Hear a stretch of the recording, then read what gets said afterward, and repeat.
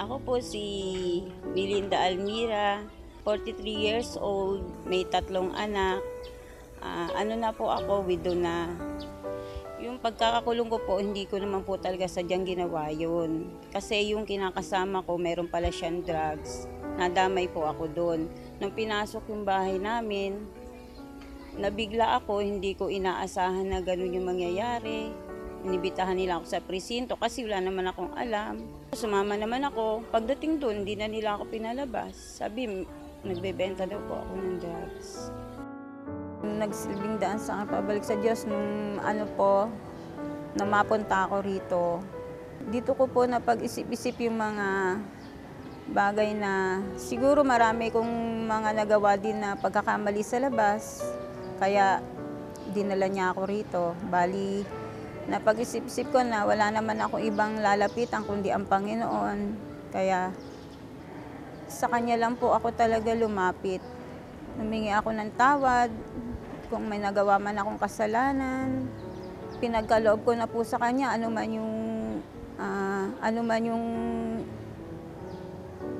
man po yung hatol sa akin. Sabi ko siya na yung bahala. Kasi siya lang po talaga yung nakakaalam bakit ako nandito. Kaya palagi kong dinadasal na mapatawad ako ng Panginoon at bigyan pa ng panibagong buhay.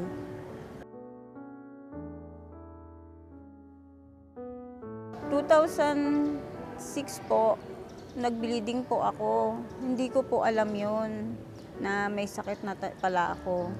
Bali 1 month ako nag-bleeding. Sa haba po ng pag-bleeding, bali namutla po ako, naubusan ako ng dugo. Bali sinugod nila ako sa ospital.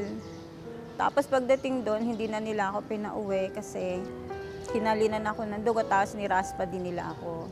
Akala ko po tapos na yon, yung magaling na ako, pero hindi pala. 2007 bumalik ulit. Sabi ko kahit mahirap yung yung talagang umasa. Pero talagang hindi ako tumigil ng pagtawag sa Panginoon. Noon po nalaman ko, gusto ko pong sumigaw sa tuwa. Umiyak po ako. Sabi ko sa mga kasama ko, pinagmamalak ko. Sabi ko, sinagot na ako ni Lord sa mga panalangin ko. Kasi may tutulong na sa akin, sabi ko.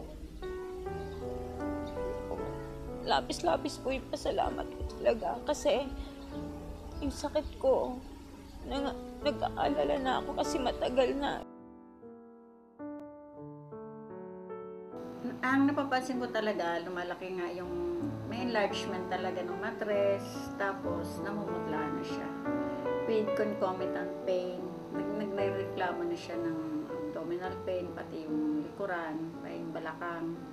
Kaya sabi ko sa kanya, mas maganda talagang magsabit na siya ng sarili niya for operation o anong ibabalik natin. Sa kaso ni Melinda, ngayon kasi malaki yung mattress niya. Parang katulad siya ng 2 buwan at kalahati hanggang 3 buwang pagbubuntis. No? So, malaki siya enough para matanggal or maraspa muna since dinudugo siya. 2-stage kasi ang gagawin dyan. Dapat i-document mo muna na hindi malignant ang cause ng bleeding, no? Bago mo siya tanggalin. Kasi iba ang magiging procedure kung lalabas na malignant ang cause ng bleeding niya. Ang chances niya ay maganda, no? Kaya nga bago yan operahan, titingnan mo muna kung wala siya ibang sakit, no? Titingnan mo kung okay ang puso niya, ang baga niya, everything, blood count, lahat, walang UTI. So, ganyan, in 3 to 4 days, nakaka-recover. Pinapasalamatan ko po, unang-una ang Panginoon. Pangalawa po yung Jesus is Lord Community at saka yung iCare kay Sis Dory Villanueva at saka niya pong asawang Eddie Villanueva. At saka po kay Sister Mali, kay Pastor Benny, at sa aming pong coordinator dito, si Sister Marlene Palermo. Nagpapasalamat din po ako sa mga taong nag-sponsor sa akin para po ako maoperahan.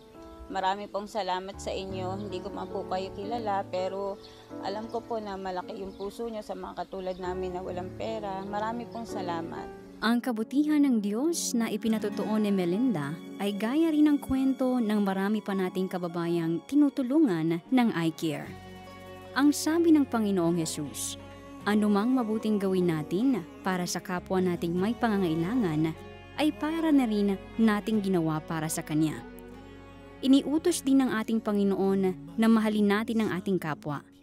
Bilang compassion arm ng Jesus is Lord Church Worldwide, ang iCare ang isa sa pangunahing gumaganap sa kautosang ito ng Panginoon.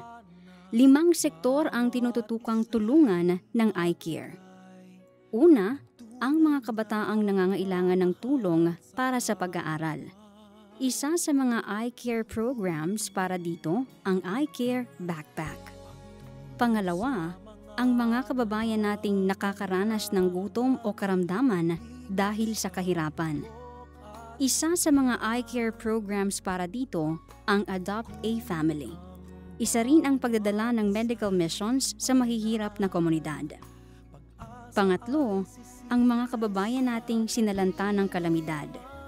Isa sa mga iCare programs para dito ang Oplan Pag-asa. Pang-apat, ang mga kababayan nating nawala ng tirahan dahil sa karahasan o digmaan. Kasama rin dito ang overseas Filipino workers na biktima ng karahasan sa ibang bansa. At pang-5, ang mga kababayan nating nagnanais na makaahon sa hikahos na buhay sa pamamagitan ng pagsisimula ng maliit na negosyo.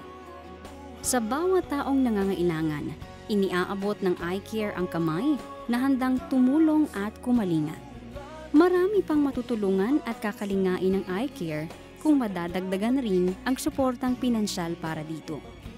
Kung nais po ninyong maging kabahagi ng iCare sa pag-abot sa pangangailangan ng ating mga kababayan, maaari po kayong magpadala ng inyong pledges sa iCare Compassion Ministries Foundation Incorporated sa Philippine National Bank Account Number 3477-1380-0032. Maaari din ng online pledges and donations sa www.icare.org.ph.